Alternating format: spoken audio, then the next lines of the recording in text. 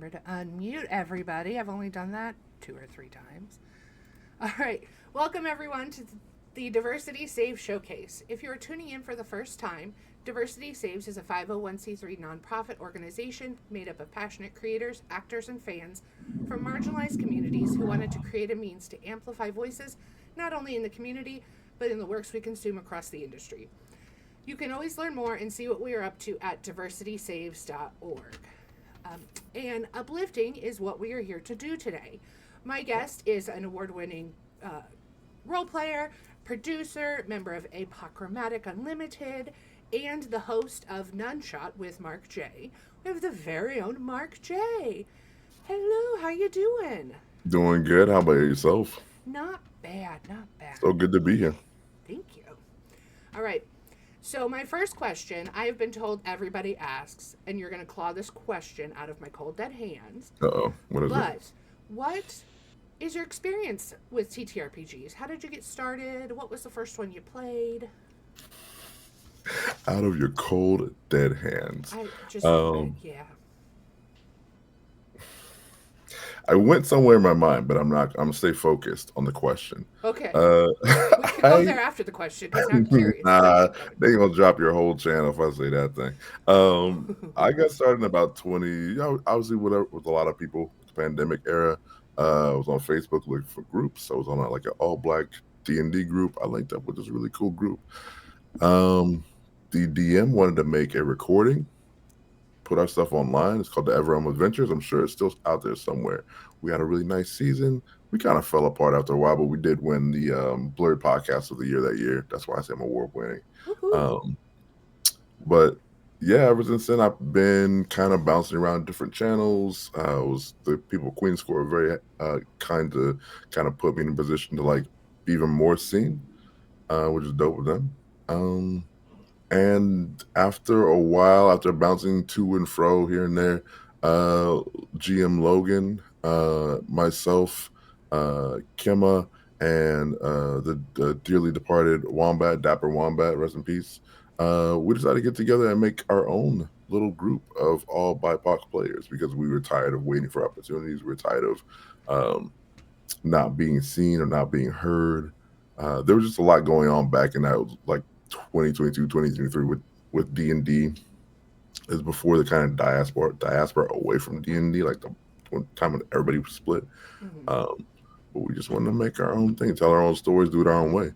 So that's kind of how I got started. I think my first D&D game was like 3.5 when I was in Alaska, when I was in the army, like 2 decades ago. Oh my goodness. I don't know if you know nothing about Alaska, but there's a lot to do up there.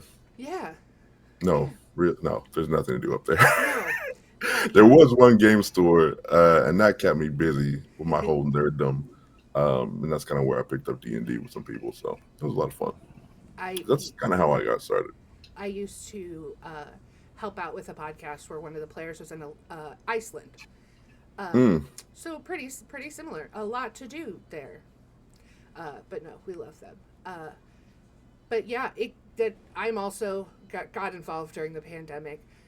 But Diversity Saves also had a similar start to Apochromatic where our founders, I was not one of them, but our founders were like, it doesn't exist. We need to do it. And they kind of got started and we love them for it. yeah, Um, yeah.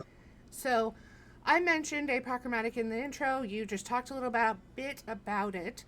I do have a few questions, but I really think that you guys could get your own whole showcase with how much you do.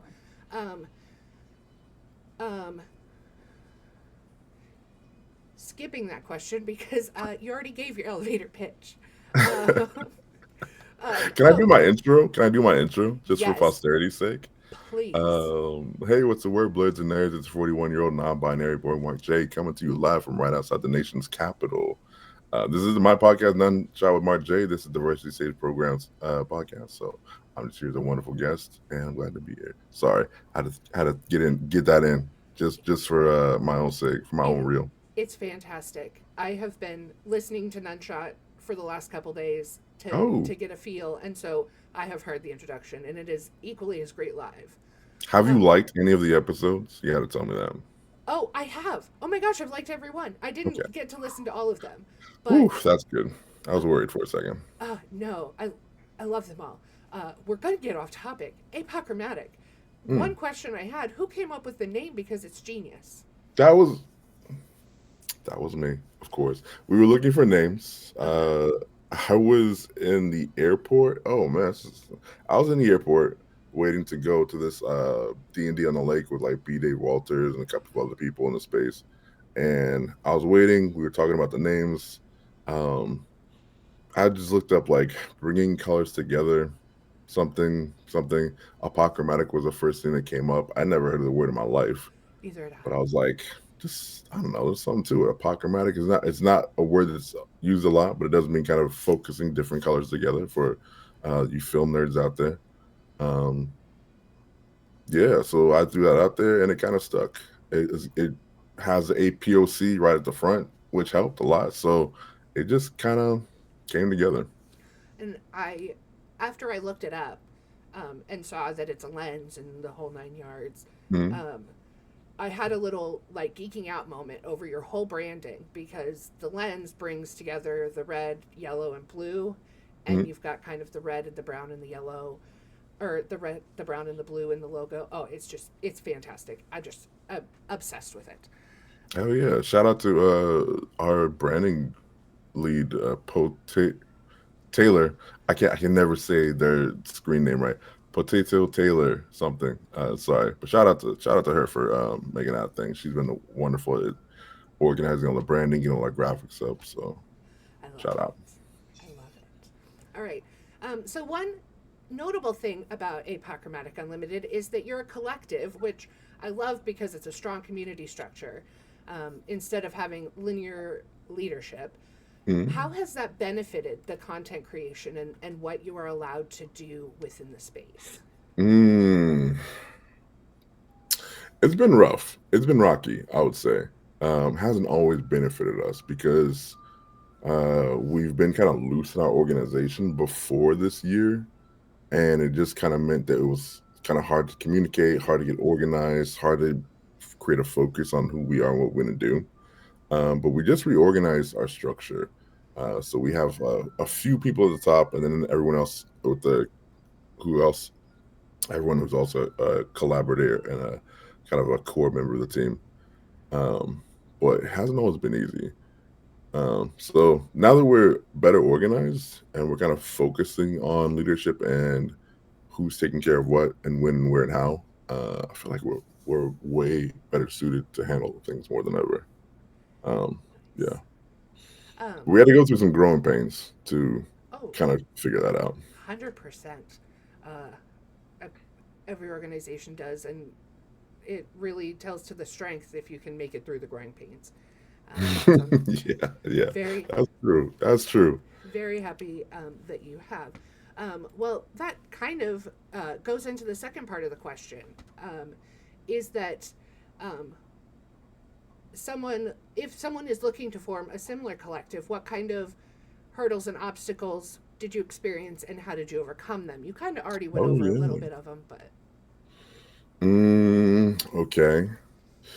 Wow, yeah. So when we first started, the door was kind of open in our collective, and it worked for us and it worked against us because not everybody was contributing as much, or they had their own projects they were working on. It's like, oh, we want you, but you're also hella busy, so you're not really as focused over here as I would like you to be. I was always like, yeah, I don't know, I'm I'm one of the founders. Like, let's do it. Let's organize over here. But people have lives and situations and their own projects. Um, so I would say get people who are highly motivated and not so busy. Maybe they've not like known in the scene, or maybe they just happen to have a lot of free time like me. Um, but people who are highly motivated and really focus on your vision, I think is probably the best thing to get started. Because that's the challenge. Like, you want to work with your friends, of course, but if you work together long enough, you're gonna make friends along the way. But that's just me. I'm not a. I'm a. I'm not the best organizer of people, but um, yeah, that's my advice. I get it, and I like it. Um, all right, so um, you all have been putting out multiple projects. I had my little list here. Ooh. Um, looks like Reunion of Threads, Missing Link, Court of Blades. You also have a zine that you are have put out in addition. Bless you, Hank. An edition of that you're working on. Um, what what are you all kind of working on now? And are there any products releasing soon that you would like projects releasing soon that you'd like to talk about? Yeah. Like I said, our biggest project right now has been reorganizing, which is like a lot of stuff that nobody wants to hear about. It's like, oh, clean up your G drive and put all the files in the right place and make sure that people have the passwords to things that they need in the forms that they need to make it happen. It's like, Recently just did that, and yeah, organizing our G drive has been one of our. Oh, I relate. Sorry, keep going. nah, it makes a big difference. It's not the stuff that I would love to focus on, but it's necessary to keep everyone like invested, that they know what's going on. Um, Damn, what was the question again? What are y'all working on? And what's Oh, what are are we you working on releasing now? anything soon? Yeah, we're releasing Organizing is Our important. G I drive get it. information. Um, nah, I can say what I'm kind of working on right now. Mm-hmm. I know that there's actually pause and rewind. We have currently a project with Kobold Press that Andrew Souza is taking the lead on with us. He has run an AP. He's going to do another world building type podcast with that project, and then a talk back from the AP. So that's kind of what we have in the mix right Oh, now. That's nice. ongoing, and We have had. Go ahead. I'm not gonna spoil something for someone else, but everyone be on the lookout for Andrew Souza. Um, Yes, we have had Andrew host one of or GM for some of our fundraising streams. oh yeah, So yeah, I'm pretty sure I also saw them in the chat. But yes, that is very exciting. Um, yeah. That partnership was kind of his idea, his brainchild, and he came to us with it, saying, "I want to do this with y'all." So Andrew's part of our co-op, as part of a community. It's been a big help for sure. Um, and like I said, be on the lookout for him because yeah, the cat's got some moves. But I'm not gonna spoil that for him. That's his surprise. Um, uh, Andrew, if you're listening, when you're ready, you can just come on and have a showcase too. Um, but your project, which is what we're really here to focus on today, is None Shot with Mark J, an interview groove. I really like that you call them grooves. Groove, where you interview creators in the space, BIPoC creators in the space. mhm. Now, aside from the obvious gap in the market, what inspired you to start this? Oh yeah, like I've had so many inspirations. Man, like 3, 4 years ago, Crit Bard hosted a panel with Tanya the Pass and Honey and Dice and a few other Black creators, and it was the Mad as Hell. I'm messing up the name, but it was like Angry as Hell or Mad as Hell or like something. And they just really popped off about D&D and the way they've been treated in the industry as professionals. Uh, how things have been going for them just in their community and their lives and the intersection between those. So that was one of the things that I wanted to do. I reached out to them at some point and they didn't have any plans to continue that conversation. But I was like, you know what? Like I would love to continue that part of that conversation. Also shout out to Navar. Um, uh, big inspiration of mine with the Secret Nerd podcast. I listened to his podcast where he's doing similar interviews, and I was like, you know what, I love this too. Like, I I feel like I could take this and put my own spin on what he's doing as well. Um, so just other creators that have kind of come before me, and I just kind of said like, you know, I'm not I'm a decent hand at interviewing. Like, I could put my own spin on things. There's no podcast out there that specifically focuses on BIPoC creators and their experience. They definitely deal with those a lot of situations and circumstances in their own interviews and shows. Mm-hmm. But I just wanted to focus specifically on that, which is just it's been a real cool ride for me so far.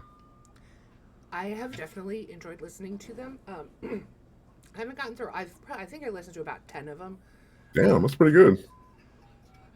I would not advise the audience to listen at 1.5 like I did, um, because I have limited time with my day Yeah, job. no Um, worries. but one of them, Yongel's interview, Yongel's is fantastic. I've worked with Yeah, them. Don't yeah. listen at 1.25. You're not going to catch everything they say. Um, Youngles was my Youngles had the record for longest podcast, and and I don't even do shows that long anymore. That one went it about was 2 hours. about 2 hours. It was Yeah, fantastic and yeah. such a great conversation. Um, and even I learned things. Well, of course, I've learned something from every episode. Um, uh, but what was I about to say? Okay, what have been some of the highlights of the experience that you've had making this show, meeting these creators? Hmm. Everyone is different. That's what I'll say. Everyone's experience is so unique. We have these intersections and overlaps of our experiences, but everyone experiences so unique to themselves and their journey. That's what I've really fell in love with. Um, I'll say I've never had a bad guest. I've only been the worst guest on that show is me sometimes because there's times Oh where I'm like lower no! energy or whatever, and I'm just like I just um mentally kind of cannot focus just because of the way my brain works. Um, but I go through it. So uh, it's just been a learning process for me and myself, interviewing people, hearing their experiences, hearing, getting to ask them questions that they don't typically get to ask. That's one of the big things for me is when I do my research on my guests. I'm like, okay, I'm listening to a podcast you've been. If you've been a guest on a podcast somewhere else, I'm listening to it, and I'll do everything I can not to ask you any of the questions that they asked you in this podcast, because they go listen to that podcast. You know what I mean? Mm-hmm. I'm gonna ask people something different, something new, maybe something they don't typically get asked, just because I want people to like think. I want my guests to think and process and like uncover some new things within themselves for the listening audience. So that's why I kind of started. That's why I try not to ask how you got started. I start, and I no offense know. to anybody who I know. does, but I'm like, don't ask how they got started because that's on every other podcast they've been on. I will. So I I make jokes. I will I'm gonna let eventually. you answer it. I'm gonna let you ask it. I'm gonna let you ask it. That can be yours. um, don't worry, it's not going to be asked on the next one because they did jump on and say, "Hey, please don't ask this question." I'm like, "How Oh did you no. know that I do this?" Um, uh, well, I mean, I come up with some weird icebreakers too, but we'll move on. Anyways, didn't mean to But derail things. that's you progressing as an interviewer though. It Yeah. is you stop relying on some I don't want to say crutch. Start relying on some crutches and like, okay, I need to grow and push myself a little bit as an interviewer. So I'm the same way. We all gotta learn. We all gotta learn where we're strong, we're a little bit not less strong. I think that you have done a fantastic job. Thank you. I've very much enjoyed listening to the different experiences, and a thing that I want to compliment, even though I don't know if I don't know, um, is that it was mentioned in one of the interviews about how it is a different experience when you are like there's a different level of comfort when you're at a table of uh, BIPoC creators rather Mhm. than the overwhelming amount of white creators in the space. Um, and something that after hearing that, and I can't remember who actually said it, but it's definitely something that you notice that everybody seems so relaxed and open Mm. around during the interviews. Like, I, we've also had Kendo on the show. You had Kendo, and Mhm. like both great interviews because Kendo's amazing.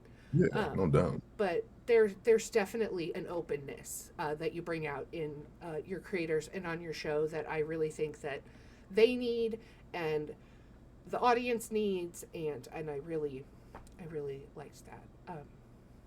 But yeah, I also wanted to make a joke that every time you have mentioned that you didn't know a piece of history, it is because the U.S. school systems were teaching you about Napoleon again.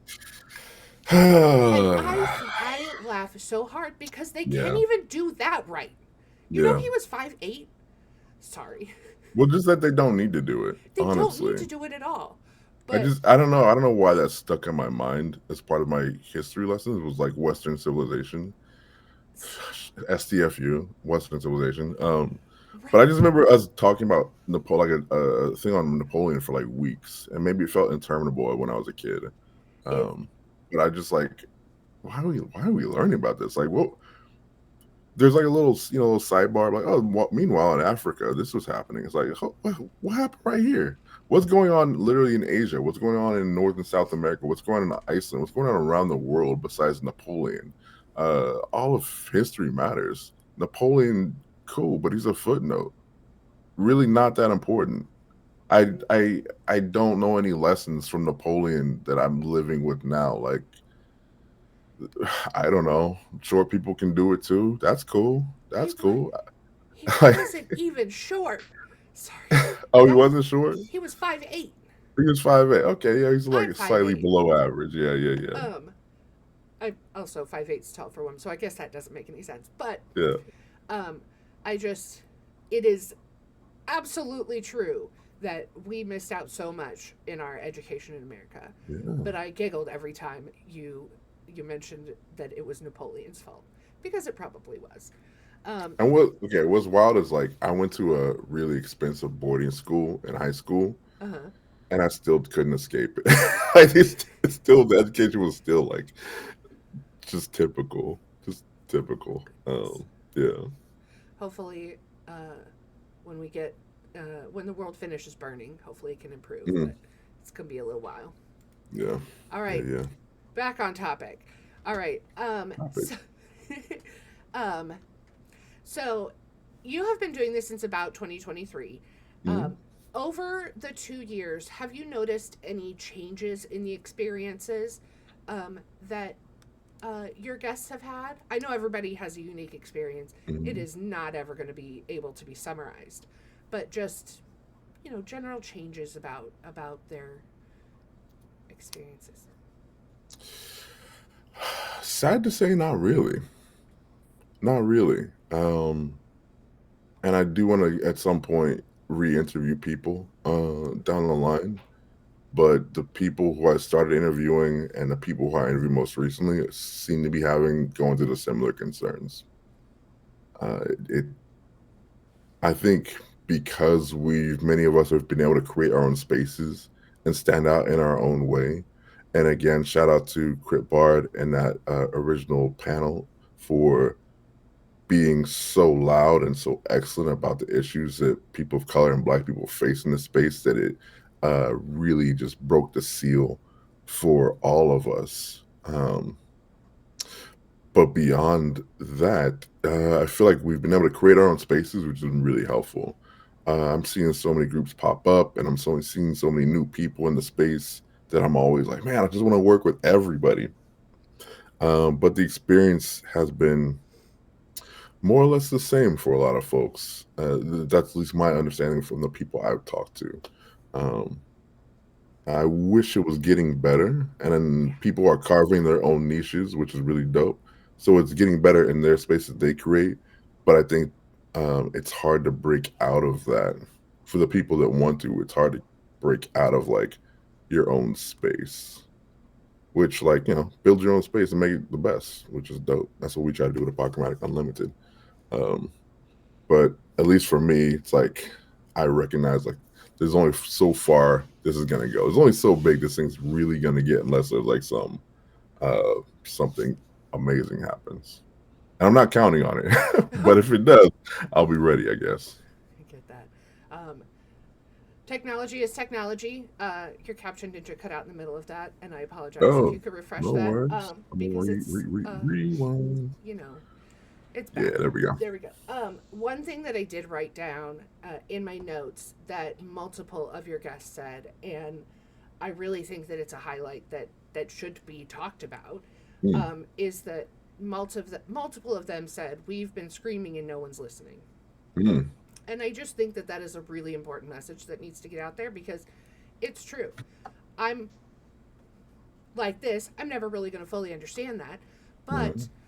um, I think that was notable enough that I wrote it down, and I'm glad that they're getting the space to talk about it. Yeah, that is like one of the few things I guess I'm really proud of the show is that like I spent years listening to people semi-professionally, and I'm able to bring that to the stage and give people a place where I can listen to what they're going through, listen to their experiences.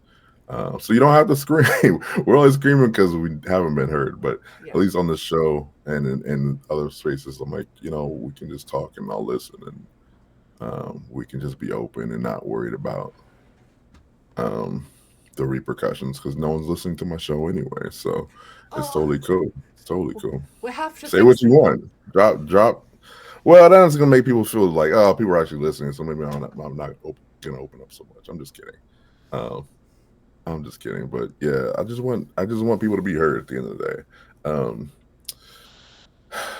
I know don't post on this as much as I used to, but empathy is really important to me. So if you don't like empathy, good luck. Duck. Um, Pretty sure if, it was in Kendo's interview that said empathy. I'm going to go to hell, but I'm here for yeah, it, and that's yeah, exactly the way it is. Keep going. yeah.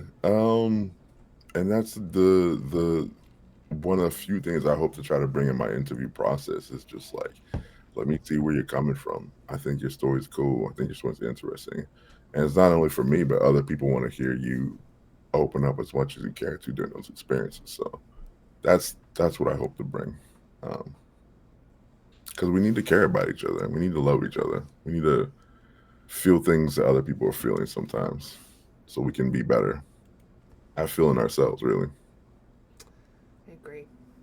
Um, this next question kind of Yeah. has been answered a little bit, but in case there's anything you want to add, what has been some of the other than what you've already mentioned, some of the Mhm. takeaways from people's experiences um, that you have taken away for yourself, but also that you want the audience to take away with? Yeah, no doubt.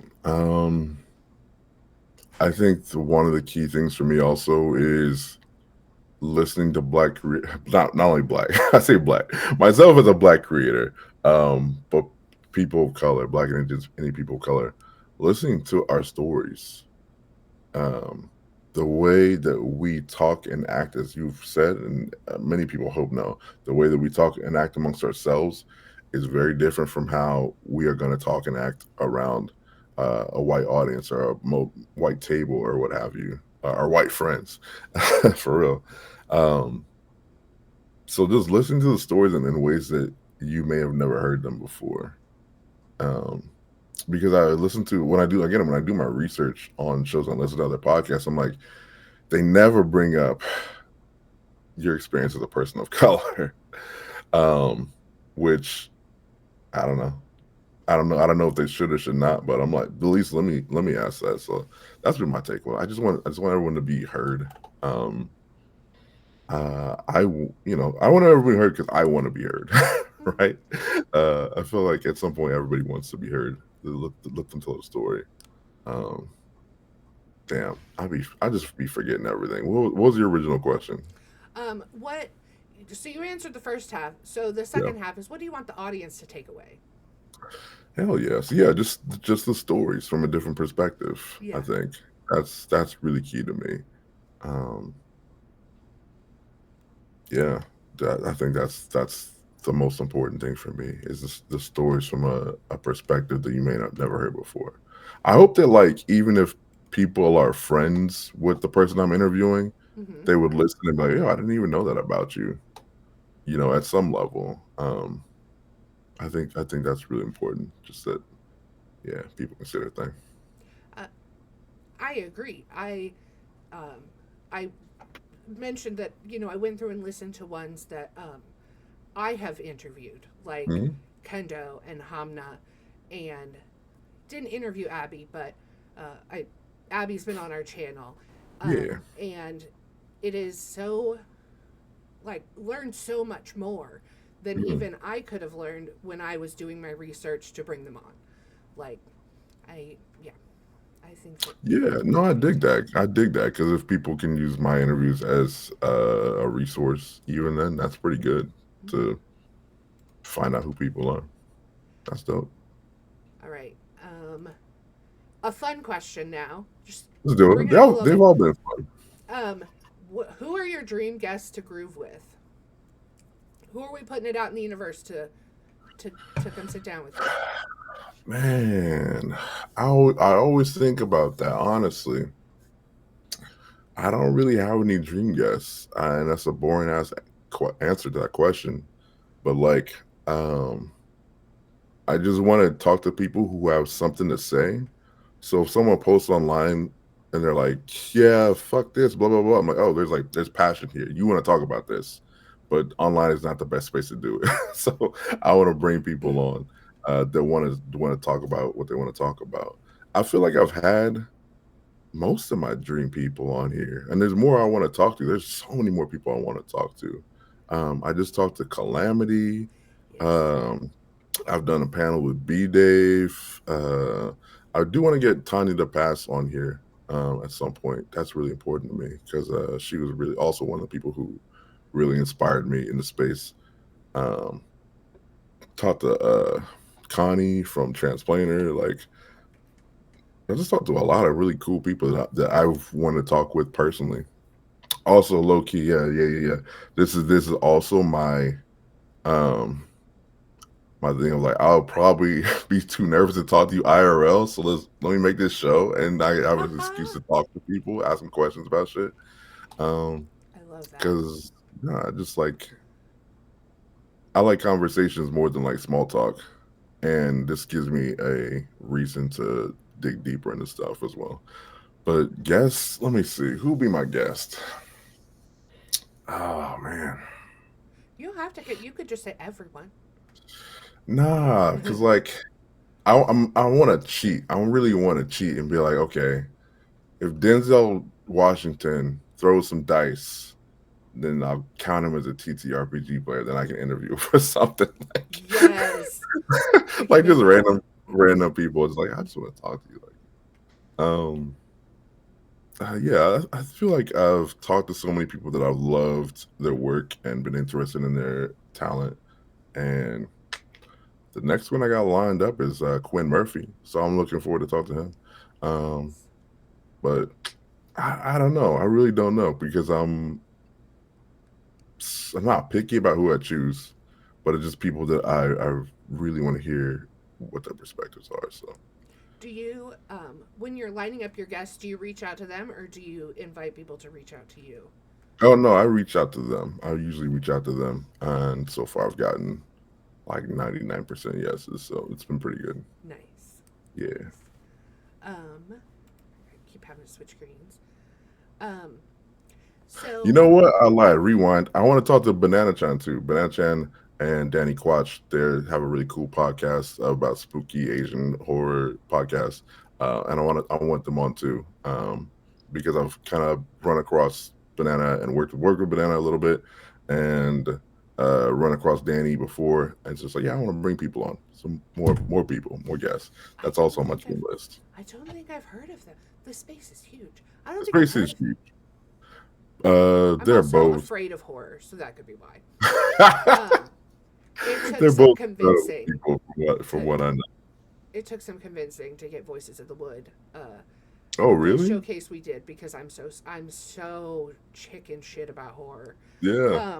I'm like, but good luck. I hope you get them because I hope so too. We'll see. That would be fantastic. All right, my next question. What is a piece or pieces of advice that you would give someone looking to start a similar project that you wish you would have received?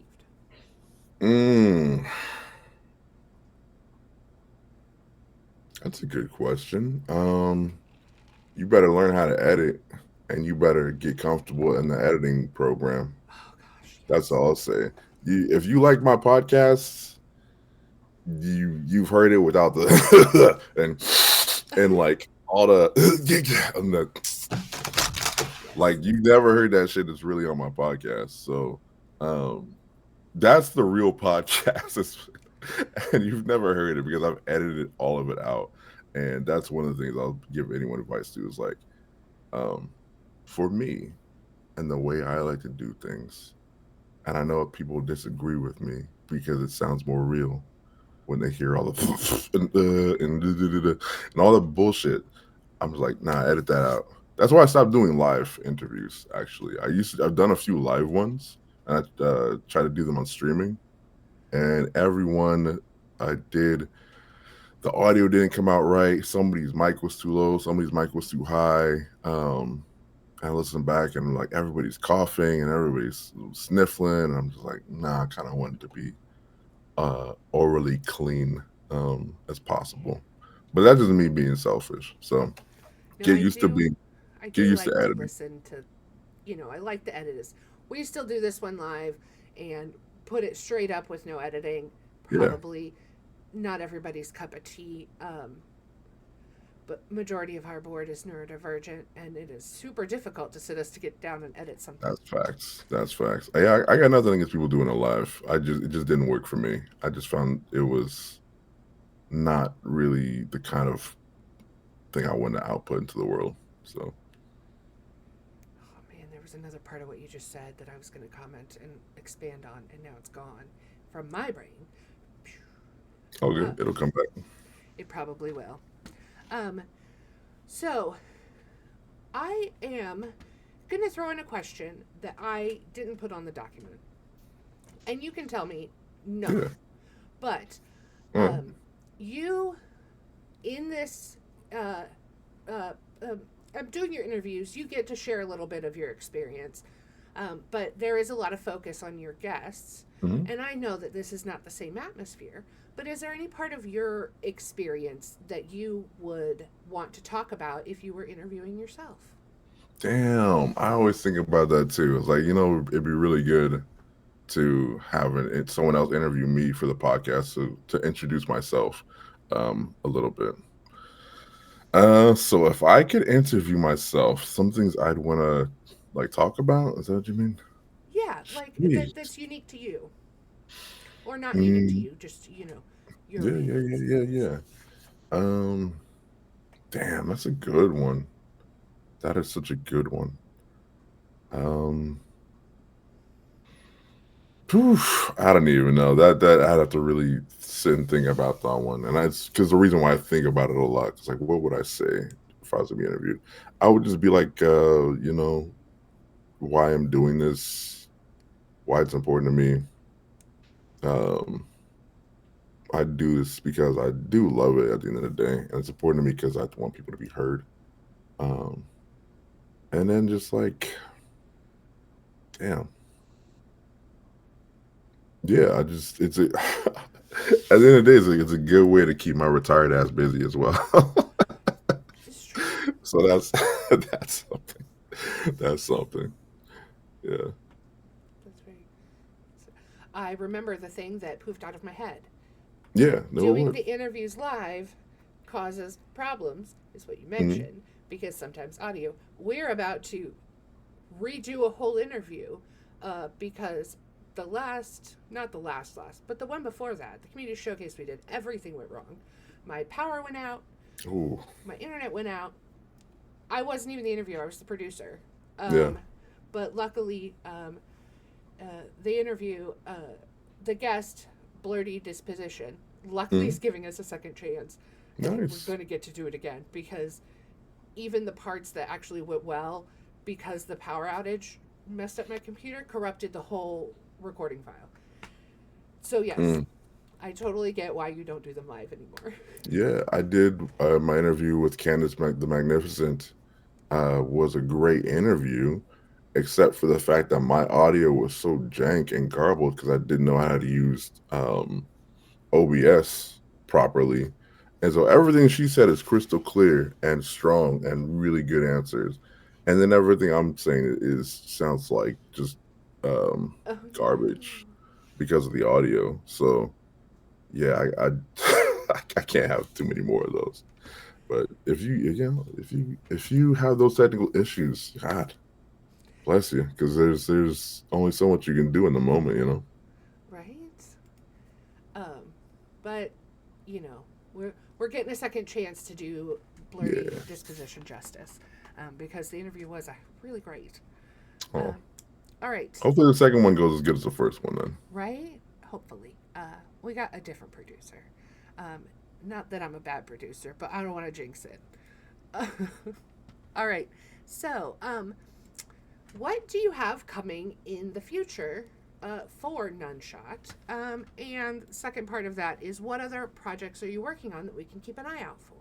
Yeah. In the future, just more interviews coming. I do them when I do them. I don't have a regular schedule for them, so they're just gonna come out when they come out, and then when I edit them, and run them through the whole process, we have it Apochromatic Unlimited. So just sit tight. Don't worry.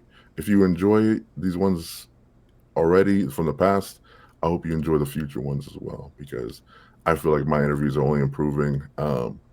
My guests are getting more familiar with me and their own content and what the show is about. So more, just more what you got. Other projects I'm working on. Uh, this is really weird to describe, but there are organizers of BIPoC focus events. Mm-hmm. Off the top of my head, the Star Wars BIPoC weekend, the Vampire Mm-hmm. BIPoC weekend. Coming up in two We've had weeks. a huh? BIPOC Vamp Weekend in 2 weeks. Yep. Yeah, coming up real soon, actually. Um, there's been a Juneteenth event. I did the Black History Month events. There's all kinds of Black History Month and events for various cultural months, AAPI month, Latino Heritage Month, etc. And my thought was like, there needs to be more. So I'm gonna organize the people who organize events into panels so they can share their experience about how to organize events. I know that probably didn't like make a lot of sense as I'm saying It it, made a ton of but sense. Yeah. I get it. Don't I'm worry. I'm trying to get people out there to make more events, I think, and make them easier. Because I was looking at someone running an event recently, and I was like, we already solved that issue you're having. And the people, when we had to run our events, someone came here, was like, oh, we solved that when we were doing this thing. So I'm like, why don't we all just like, instead of having to stress and struggle, let's come together and find a way to make things easier. So hopefully these set of panels will make things easier for anyone who wants to organize events in the future. Um, so if you are an event organizer, please hit me up. All I need you to do is sit on the panel and just share experience. That's all I'm asking. But that's one thing I'm trying to organize right now. And then also probably next month, I'll start organizing the Black History Month again with a really cool team. One second. Which, yeah, if you, that's my other bit of advice if you're an organizer. I'm organizing Black History Month in October. That's when it starts. That's how long it takes to organize shit.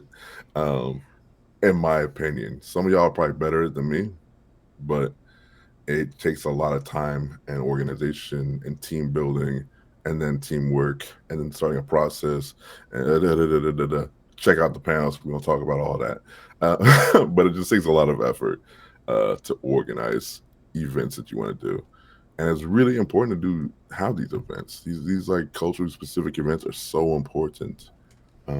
We deserve these events. We deserve to be seen and play games and be heard and have fun and enjoy each other's company. That's why I want to make it so we can just have more of them in the space. I'm not precious about my Black History Month event. For anyone else running a Black History Month event, I'm gonna support you too. I don't care. I'll support you too. Like it's not a competition. If we're doing something at the same time, it's not a competition for me. I'm supporting everyone who wants to be a part of the whole process. The whole thing. So Yeah, I'm about to put out the casting call for our December event, and I feel like I'm behind. yeah, it's really like that. It really It's is. really like that.